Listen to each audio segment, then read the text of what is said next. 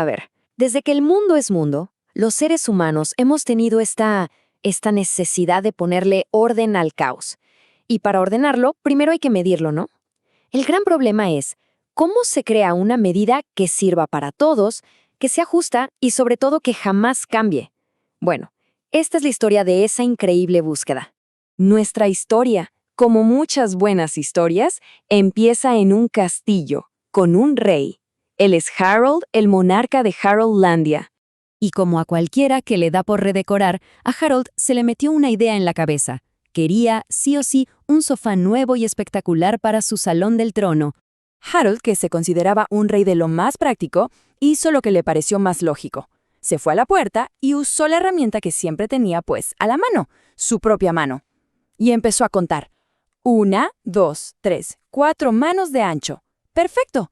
Con esa medida, le encargó a su amigo, el rey Marco, un artesano famosísimo, un sofá de un poquito menos de 4 manos.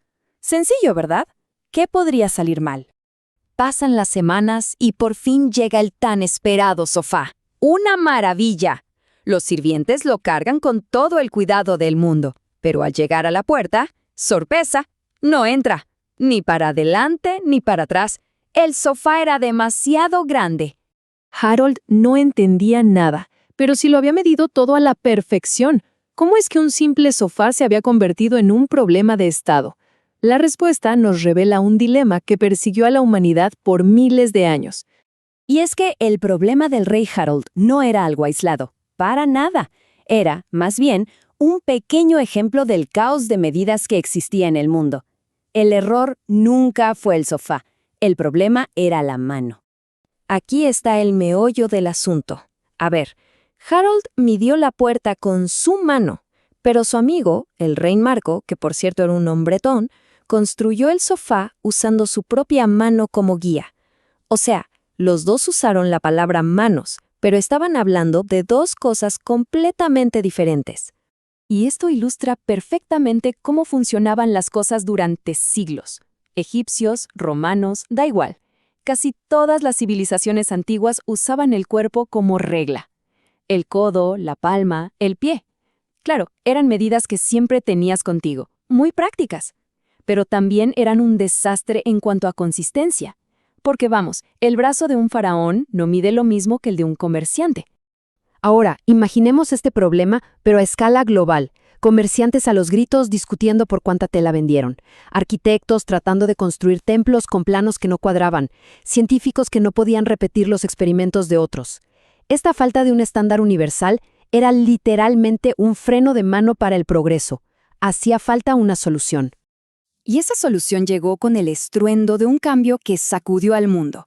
La Revolución Francesa no solo quería derrocar a la monarquía, quería cortar de raíz los viejos sistemas arbitrarios y en su lugar poner la lógica y la razón. De repente, medir las cosas se convirtió en un acto casi filosófico. En medio de toda esa efervescencia revolucionaria, nace una idea radical. Vamos a crear un sistema de medidas para todos los tiempos y para todos los pueblos. La Academia de Ciencias de Francia aceptó el desafío y solo unos años después, en 1795, el sistema métrico ya era una realidad. Y lo que hacía este sistema tan revolucionario eran sus principios. Primero, se acabó eso de basarse en el cuerpo de un rey. La nueva medida se basaría en algo que es de todos y que no cambia, nuestro planeta. Segundo, todas las unidades estarían conectadas de forma lógica. Y tercero, y esto fue genial, usaría el sistema decimal, con múltiplos de 10, haciendo que los cálculos fueran 1000 veces más fáciles. Y la piedra angular de todo fue el metro. Su definición era de una ambición increíble. Una 10 millonésima parte de la distancia del Polo Norte al Ecuador. Y no fue solo una idea, ¿eh? 2 científicos embarcaron en una misión que duró 7 años, midiendo un arco de la Tierra para poder establecer esta unidad para toda la humanidad. Una verdadera odisea científica. Pero claro, una idea, por muy brillante que sea, necesita un empujón para conquistar el mundo. Y ese empujón llegó a caballo y con un sombrero muy particular. El ideal de la ilustración era muy bonito, un sistema racional para todos.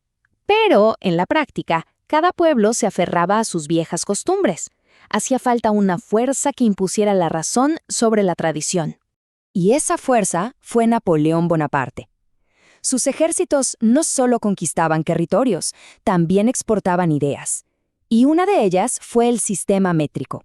A medida que avanzaban por Europa, iban barriendo con el caos de medidas locales y dejaban a su paso el metro, el litro y el kilogramo. Fue, viéndolo bien, una conquista de la lógica, a punta de bayoneta. Y el legado de esa imposición es innegable. Hoy, ese sistema que nació de una revolución y se expandió por la fuerza, es el lenguaje universal para medir las cosas. Lo usa el 95% de la población mundial. Casi nada. Pero la historia no acaba ahí, porque incluso el planeta Tierra tiene sus pequeñas imperfecciones. Así que los científicos del siglo XX se hicieron una pregunta. ¿Podemos llevar ese sueño de la Revolución Francesa todavía más lejos? ¿Podemos basar nuestras medidas en las leyes más fundamentales del universo? Y así, el sistema métrico evolucionó hasta convertirse en lo que hoy conocemos como el Sistema Internacional de Unidades, el CI. 7 unidades base para describirlo todo. Pero sus definiciones estaban a punto de dar un salto cuántico. Miren, el caso del kilogramo es increíble. Durante más de 100 años, la definición de un kilogramo era un objeto físico. Sí, un cilindro de metal guardado en una bóveda en Francia. Si ese cilindro se rayaba, el kilogramo de todo el universo cambiaba. Una locura. Pero desde 2019, eso se acabó. Hoy, el kilogramo ya no es una cosa, es un número definido por la constante de Planck, una de las reglas fundamentales de la naturaleza. Y lo mismo pasó con las otras unidades. El segundo ya no se mide con el vaivén de un péndulo, sino contando las vibraciones de un átomo de cesio, algo increíblemente preciso. Y el metro ahora se define por la velocidad de la luz. Básicamente, hemos anclado nuestras medidas a las leyes del cosmos. Más inmutable que eso, imposible. Desde la mano de un rey hasta la vibración de un átomo, la historia de cómo medimos es en realidad la historia de nuestra búsqueda de una verdad compartida. La razón nos dio un lenguaje común para entender el mundo físico.